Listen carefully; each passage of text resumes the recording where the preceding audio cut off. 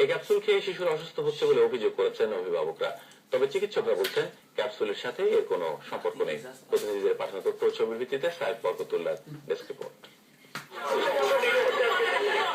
Vitamin A capsule ও কীটনাশক tablet খাওয়ানোর পর বগুড়ায় কয়েকশো শিশু অসুস্থ হয়ে পড়েছে। অসুস্থ শিশুদের বগুড়া সদর সহ বিভিন্ন হাসপাতালে ভর্তি করা হয়েছে। না, পোলিও ক্লিনিকের পর থেকে দিলে শোনার পর থেকে বমি করছে বাচ্চা। একদম দুজন বাচ্চাকে আমরা অ্যাডমিট করছি, যারা হয়তো তিনবার চারবার পাতলা পায়খানা বমি করে একটু লেথার্জি হয়েছে। নোয়াখালীতে শিশুরা এই ওষুধ খেয়ে দুর্বল হয়ে অস্বাভাবিক আচরণ করছে বলে জানিয়েছেন অভিভাবকরা।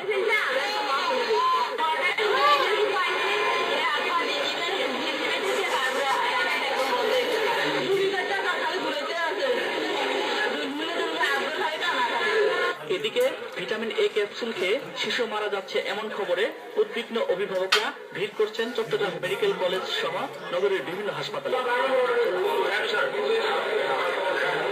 তবে শিশুদের অসুস্থ হওয়ার খবরটি গুজব বলে জানান কর্তব্যরত ডাক্তার।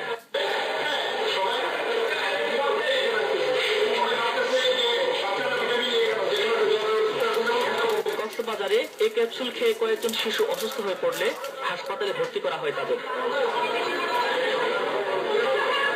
ব্রাহ্মণবাড়িয়ায় ভিটামিন এ এবং কীটনাশক ট্যাবলেট খেয়ে হাসপাতালে ভর্তি হয়েছে কয়েকশো শিশু। এতে অভিভাবকদের মধ্যে ব্যাপক আতঙ্ক দেখা দিয়েছে।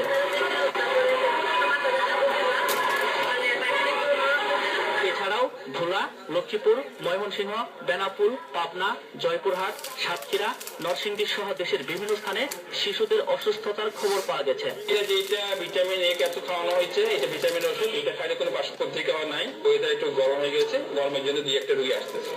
সাইফ বরকতুল্লাহ, দিগন্ত নিউজ ডেস্ক। বিএনপির কেন্দ্রীয় কার্যালয়ে